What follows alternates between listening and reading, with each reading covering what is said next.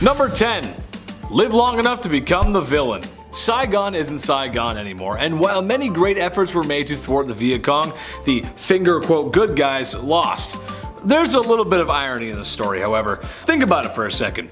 America was a colony who fought a very hard battle for their independence against the most powerful foreign power at the time. Fast forward to the Vietnam War, and here they are trying to fight a war for independence against the most powerful foreign nation. Different in details, but the same in broader terms. Sadly, it was a tragic loss of life on both sides, and while you always want to pick out the hero in every story, in war, it's not exactly black and white. More of a gray area. Number 9. No more heroes. Looking at photos of soldiers coming home from war, you'll see people hugging, cheering, laughing, kissing, and raising a glass to toast the return of their sons and daughters. There's a famous picture from VJ Day that you've probably seen, as a sailor kissing in the streets. However, sadly for Vietnam vets, the return home was not with welcome arms, cheering crowds, or celebrating of any kind, really. The veterans were met with pretty much the opposite. Vietnam was the first war to ever really get the media coverage that it did. For the first time, Americans at home got to see what was going on. And it wasn't pretty. Over time, disapproval for the war grew to the point where it was protested, and soldiers did not receive the care that they needed. As much as we'd like to meme nowadays with Vietnam flashbacks, these soldiers' mental health was not dealt with. PTSD, depression, and a country that didn't want them were very real for shell-shocked men returning home. Number 8. One of many wars. Despite Walter Cronkite and Bob Hope's coverage of the war, and that's kind of a joke for people over the age of 60, Vietnam was a war in a series of armed conflicts during the Cold War. Yes, for Americans it was the most memorable to say the least, but there were many hot wars that took place during the Cold War. I'm not really sure how it got that name, but okay. The Vietnam War was a byproduct of the Cold War, just like these other wars and conflicts. For example, the Ethiopian Civil War, the Ogden War, the Dominican Civil War, the Six Days War, just to name a few. Vietnam was the last time US forces would fully send troops on the ground like that for at least a few years. All the previous wars I mentioned were more the style of proxy wars. Basically, the United States and Soviet Union would vicariously fight to much smaller, less powerful nations. Basically, it's like getting your big brother to fight for your little brother. Number 7. Well, that escalated quickly. Up until 1967, the war was bad, but it was nothing compared to what was going to happen in 1968. In 1968, the Viet Cong launched the Tet Offensive, a massive military campaign designed to destroy the foreign invaders. All across the country, key targets were being attacked, and it seemed overnight that the war went from a 6 all the way to an 11. What's so messed up though is even though the VC did not achieve major victories, it was costing a lot of American lives. With the Viet Cong using the Ho Chi Minh Trail, the war not only escalated in Vietnam, but had reached neighboring nations like Cambodia. This had an effect on the war back home. The US thought and told people it would be a quick war. They had the advantage. But after the VC flexing their military might, it was clear that more US soldiers would be needed to win the war, which some people were beginning to question in the first place. And as time went on, most people would protest America's involvement. Number 6. A terrible loss of life. The Vietnam War is one of the most important events in US history, and honestly world history too. It was a very hot war during the Cold War, which we could do a whole video on that itself. A time of superpowers ready to annihilate one another at the push of a red button. Thousands of young men volunteered or were drafted to fight in a war that would humble the very powerful country. 58,141 Americans would lose their lives in order to contain communism. Of that 61%, they were under the age of 21. That is an insane, I can't even believe that. The Vietnamese lost over 300,000 people in the conflict. The war is remembered for being a tragic loss of life, and the domino theory that communism would spread throughout the world if containment was not initiated didn't happen, as most countries today just aren't communist. Number 5. Civil rights. If you know the 1960s, then you know it was a decade of change. A lot of history to unfold in just 10 years. Again, we could probably do a whole video on that. The Vietnam War is especially important towards the civil rights movement, as black Americans were a big part of the war effort in Vietnam. Black soldiers were nothing new to the American military, but their integration with white soldiers was. Every war previous, soldiers of different skin color were separated into different units. While most soldiers got along, there was still a long way to go, as black soldiers were still often mistreated. It seemed, however, that in a war zone, white Americans and black Americans were fine, but at home had tensions. We could do a whole video on civil rights and segregation, but to sum it up, racial relations made Americans ask questions. And for black Americans, the question is, how is someone expected to fight a war in a foreign country that we really have no business being in, for a country that won't allow a certain group of citizens to even buy a cup of coffee because they're not allowed to enter the building due to the color of their skin? Just doesn't make sense, man. Number 4. Mattel 16. The 1960s saw a lot of technological development. The extensive use of the helicopter comes to mind. During the early years of the Vietnam War, Americans were issued a brand new rifle. The M16 was a brand new design that flopped as hard as it could, as it tended not to work, which, if you're in a war, is kind of not what you want to happen. Your stuff's kind of gotta work. A rumor had spread around that the firearm never needed to be cleaned, which in a jungle setting with mud and rain just doesn't make any sense. This, with already existing flaws, made it jam and was rendered useless by soldiers. Nicknamed the Mattel 16 after the toy company, some soldiers were forced to use enemy weapons, which sadly in some cases may have led to fatal incidents of friendly fire. 3. Napalm Girl. I briefly touched on this in the last part, but Kim Fantee deserves a moment of her own. There's a picture that made it out of the Vietnam War known as Napalm Girl. Well, Kim is that girl. Again, we cannot show you the image due to its graphic nature, but it's basically screaming Vietnamese children running down the road after a napalm strike near their location.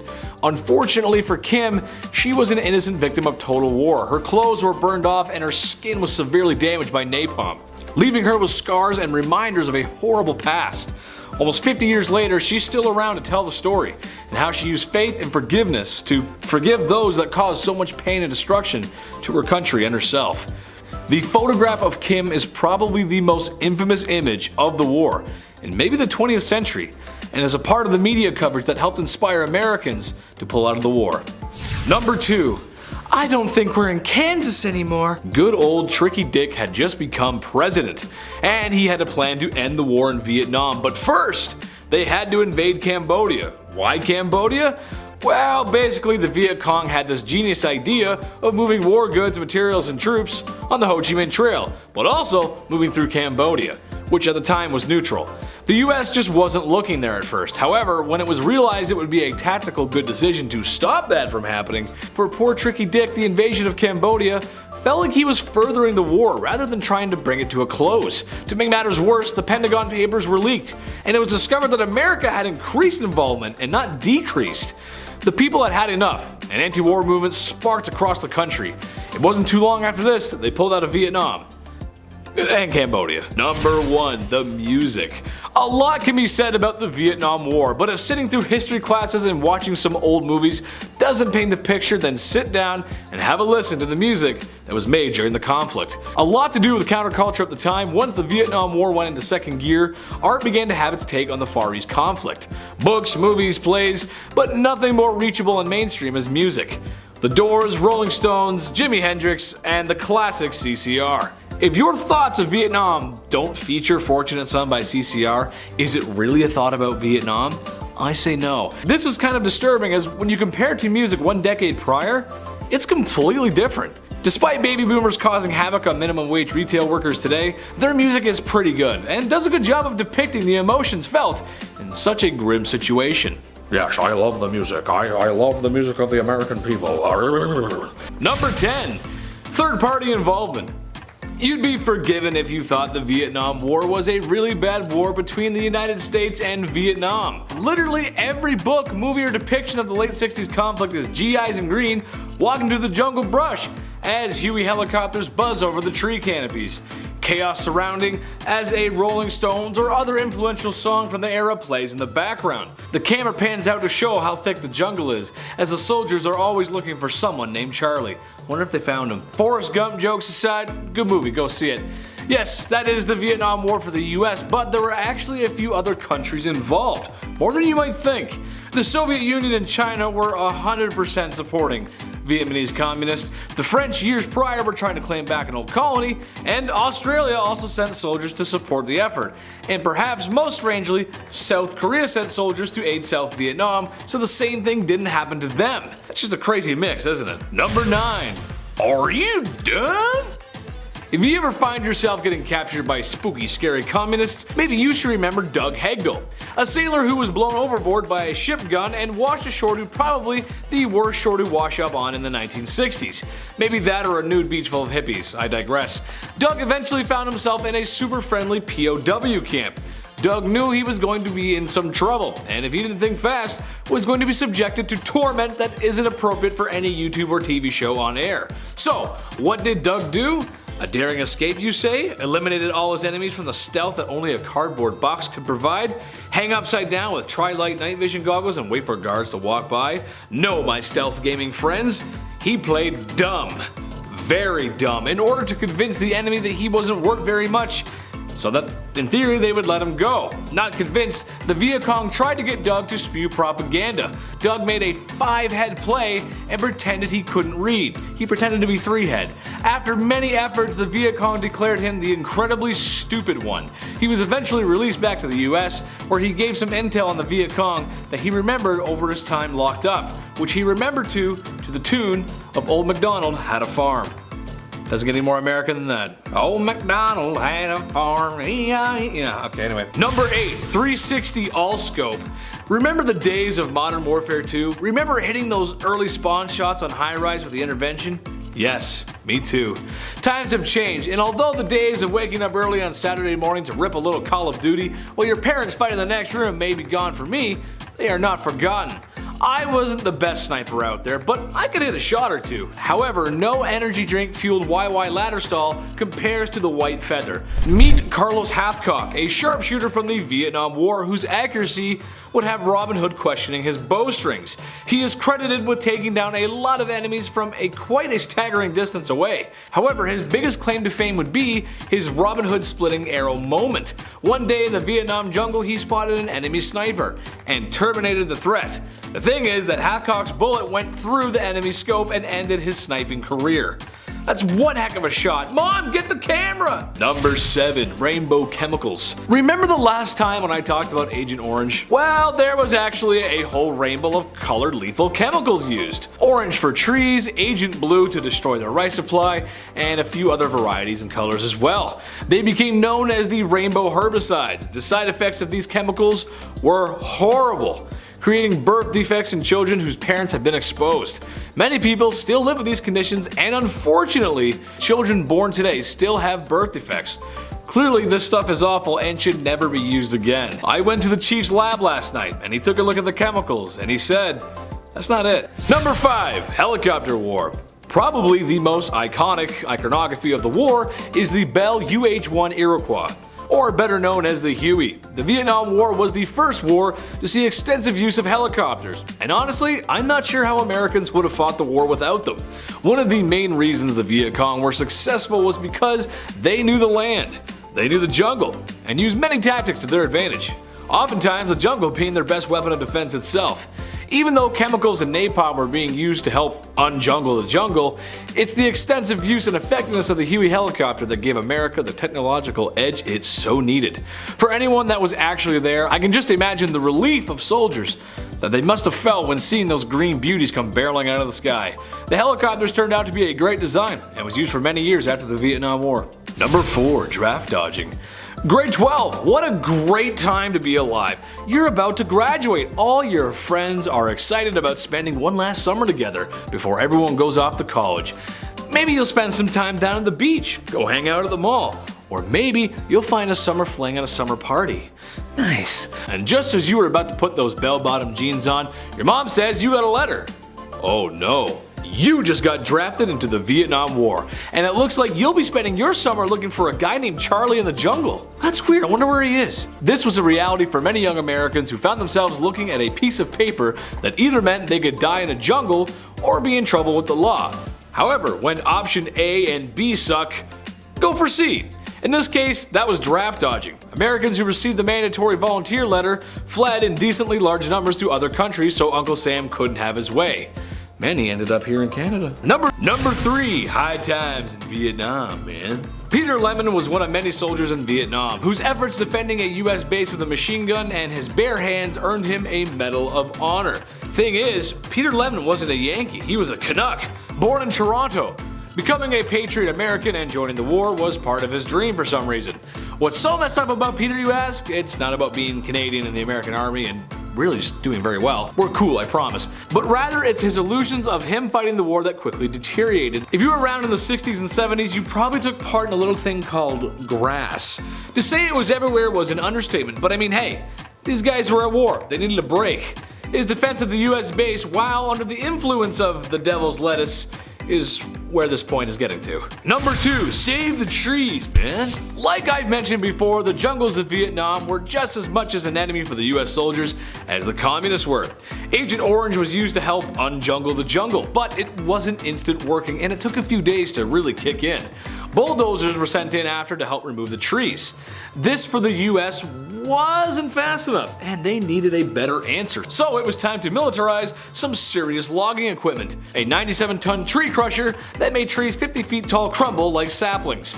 However, the machine was prone to breaking down and did get stuck in the mud. And in case you didn't know, towing a 97-ton vehicle out of the mud while being fired upon is not easy. No thank you, I'll pass. Number 1, actually Apocalypse Now. Yes, the movie. Go watch the movie, the original, not the Redux. You can skip the Redux. While based on the book Heart of Darkness, the movie is based around the Vietnam War, but if you ask me, it does a better job of getting the themes across in a more digestible setting. You can take the movie in many different ways, but even at face value as a movie in the Vietnam War, it's insane. It does a great job of showing the horrors of war, the insanity, PTSD, hypocrisy, and the gore that was the Vietnam War.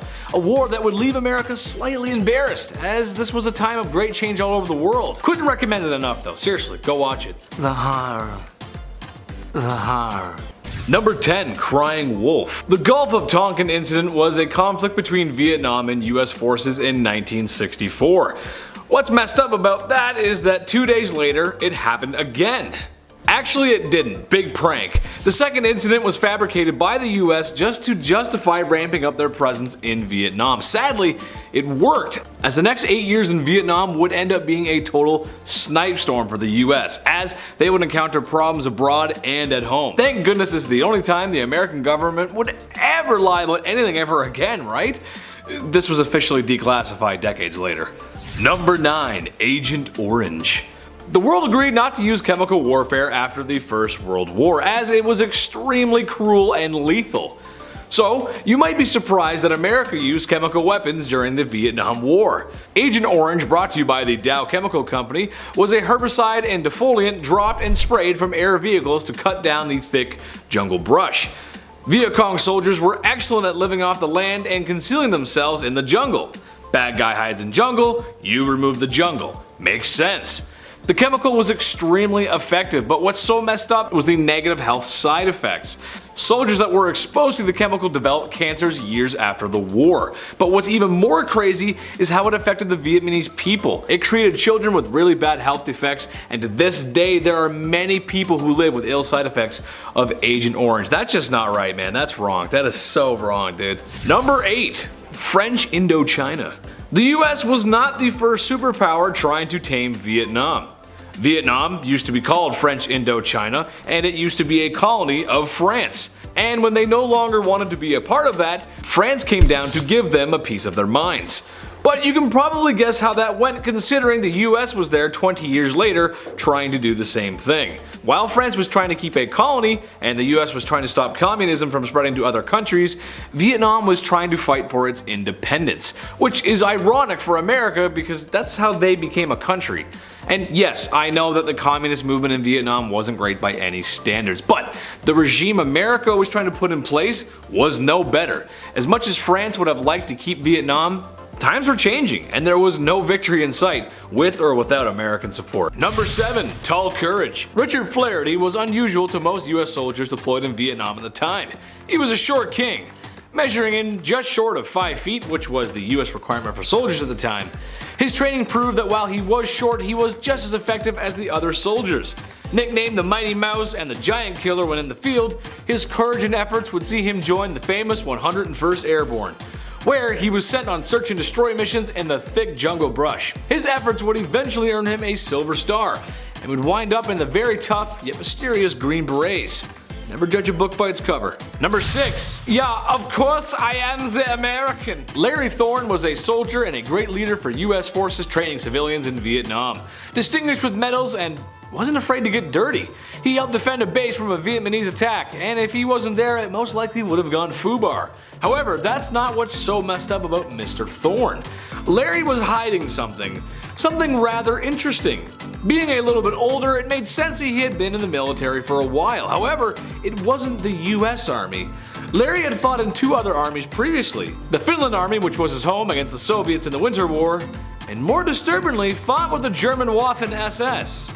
Yeah, I am an American and I have no prior actions that would cause you to have any suspicion. Yeah. Sadly for the man with all that experience, he perished in a helicopter crash in 1965. His body was recovered years later and was given full military honors when buried. You never know who you're standing beside. Number 5. Welcome to the suck. Meet Roy Benavidez, a soldier with so much courage and bravery, I don't even have a joke for it. A man who, after being severely injured and told he was never going to walk again, walked out of the hospital 6 months later. He then joined the very tough and elite Green Berets, where he went on a mission and was stuck in hell for 6 hours.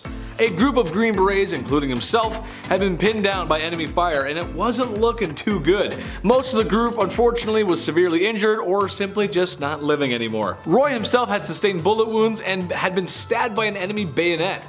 He eventually made it out barely alive, and when the doctors got to him, they said he wouldn't make it. So with his last breath of life, he spat in the doctor's face to show he was still somehow holding on. When you look at the full story, it's crazy. It's so messed up. I left a lot of the gruesome details out, but definitely check that one out. Number 4. Hideouts. Officials say the Vietnam War officially ended in 1975.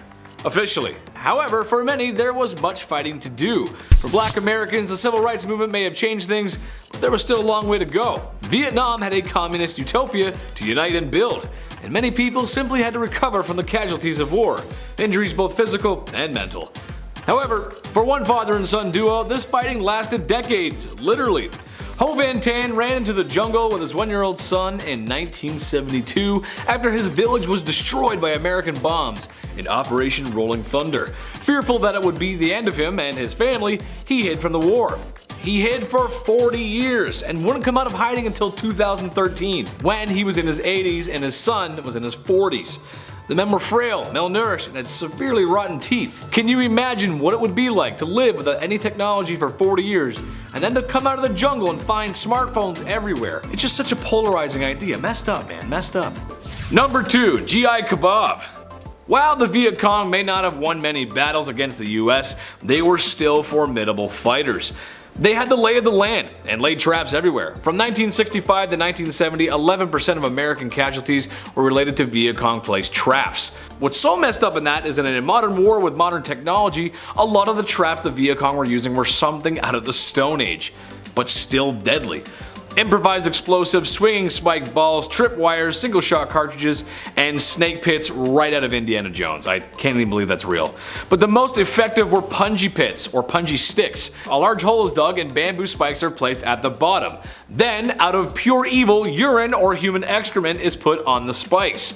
A thin layer of leaves or cover is placed on the trap, so when someone comes along they would fall in a pit of spikes that if that didn't kill them, an infection from the waste would, or make recovery very, very miserable. That is cruel, man. That ain't right, man. That ain't right, Chief.